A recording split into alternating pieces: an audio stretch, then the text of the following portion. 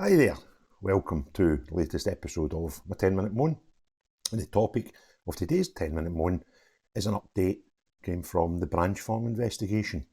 Now, those who have been watching the channel since pre-Christmas will remember, or you can find it, the video we done an update just before Christmas, in which I suggested that there would be big things coming with Branchfrom before January was out, and the potential that there could be further people arrested out with the 3 who had been arrested so far.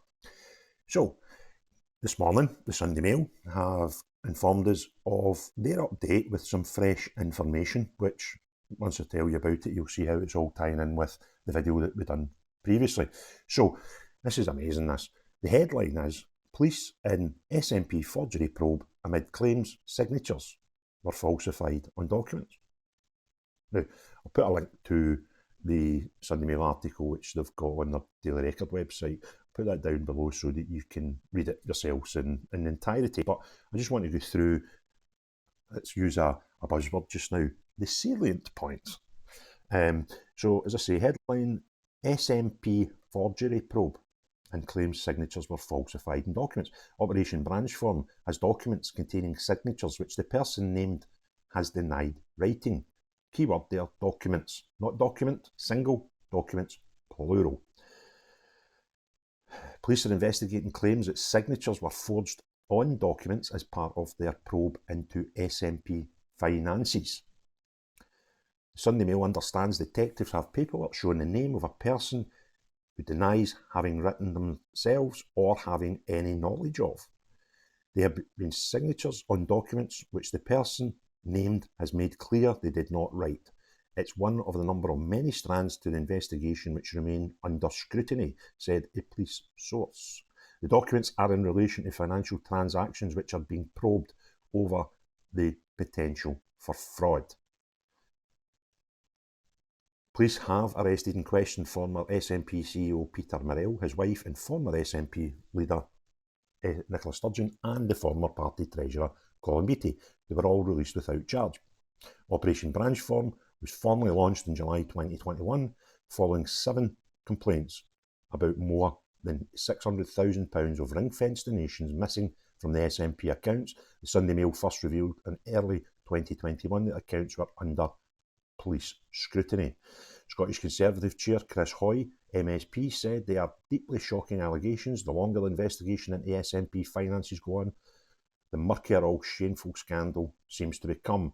From their party finances to deleted government WhatsApps, it's becoming crystal clear that the toxic culture of secrecy exists at the heart of the SNP. And then they go on to say the Sunday Mail told in December that police were probing the purchase of a luxury Jaguar. Remember, we'd done a video about that one. And the top of the range I-Pace is allegedly have been bought by Morrell from a dealership in Edinburgh. Car fitting the description of the Jaguar was registered in October 19, was photographed in the couple's driveway in March 21, but has since been sold. It's the second vehicle to be investigated in the probe after the 110,000 camper van was seized earlier this year. Now, here's the interesting bit. I'll mention this just now, then I'll come back to it in a minute. First 3 words here. An SNP source said, things appear to have gone quite quiet for some time, but the investigation is continuing behind the scenes. Nobody knows when there will be a significant development, and that is a problem for the party because we cannot really move on until things are over. Internally, senior people are furious that this has not been solved one way or another, and there is a fear that things could suddenly blow up in the middle of a general election campaign. For example, the police have been clear that they will move at their own pace and they will not be rushed or take political factors into consideration. But the fact this is having a huge impact on Scotland's politics and democracy, even if that is not the police's intention. There are things Humza could do to distance his administration from Nicola Sturgeon's time as First Minister, but he is clearly too determined to stand by her, which does make things easier. Now, the reason I said that, when you go to the bottom of this, the fact it also emerged that Humza, about 2-3 days into his tenure as First Minister, had a private off-diary meeting with the Chief Constable of Police Scotland just before Sturgeon's house was raided by fraud detectives, 2 days after he became First Minister. Now, this meeting was not mentioned in Joseph's official diary, but papers released via Freedom of Information show his staff requested the summit but declined to say what he wanted to discuss. Police are also investigating more than 1,000 alleged instances of fraud. An Amazon account used to buy everyday items is probed. Several rounds of interviews with a number of witnesses have been carried out. Morell gave the party a £107,000 interest-free loan, which was not disclosed in the Electoral Commission.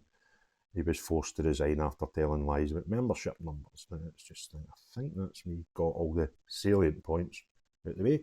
There was a virtual meeting in March 2021 when Sturgeon told the party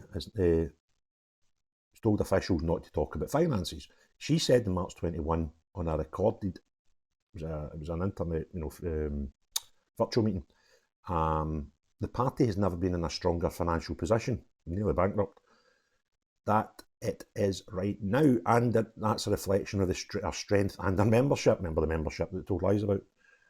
So just for a bit of context for us all to remember, just be very careful about suggestions that there are problems with the party's finance because we depend on donors to donate. There is no reason for people to be concerned about the party's finance, and all of us need to be careful of not suggesting there is. And then the last comment on the paper says the SNP said it would not comment on an ongoing police inquiry. Let me just tell you, translate that for you. That's what they say in the open. That's what they've had to put in print in the paper. However, remember I said, remember these three words, an SNP source.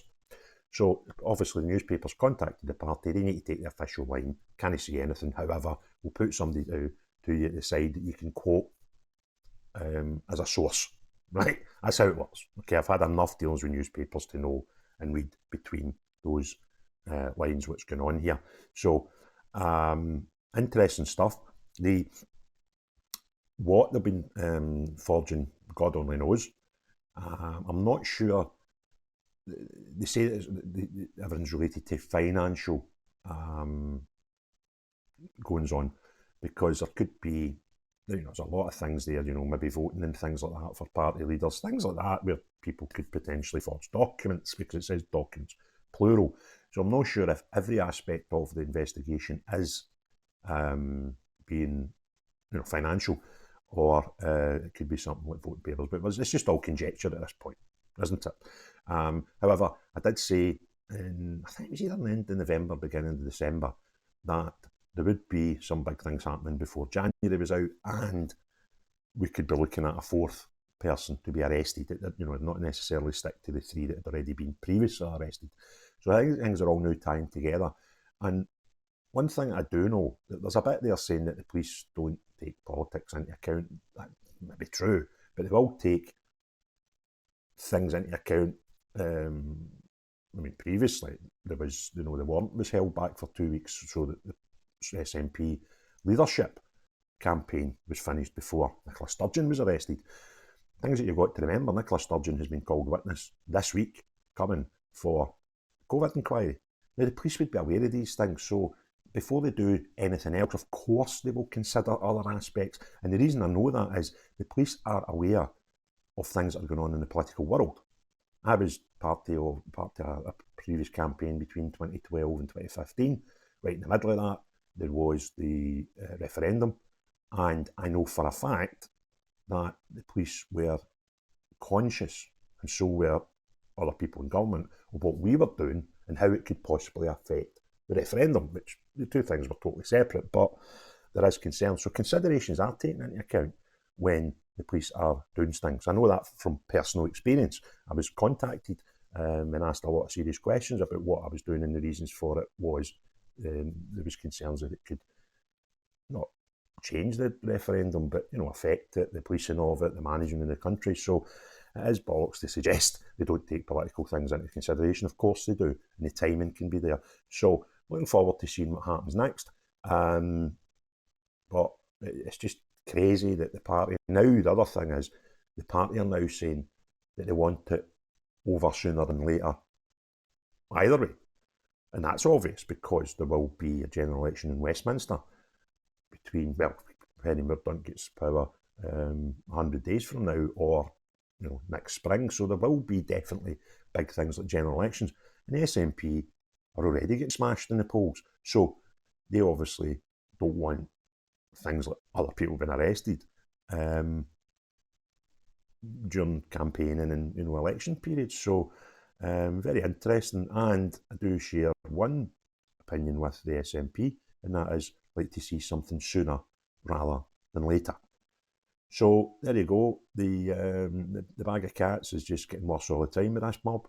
There is no smoke without fire. I don't think for a minute anybody's just making things up. All these things that they're investigating. And as someone who detests someone who detests the SNP, bring it on. Days are numbered. Parties and ruins. Hums's taking money out of government pots that he shouldn't be to put to Gaza, which is be sent via a group who do have and have been involved in even the massacres on the 7th of October in Israel. There are shambles. You've got another two. Yeah, you've got Kate Forbes and you've got Nicola Sturgeon coming up to give COVID evidence this week. There are shambles. They've got everything all over the place. The last thing you need is politics to get in the way of trying to keep their party afloat. And on that, I'm going to be doing a video this week about the SNP and the future for the party and how and why there may not be one. So I hope you enjoyed this video. If you did, thumbs up. If you want to see more, hit the subscribe. But most importantly of all, have a great day. Bye now.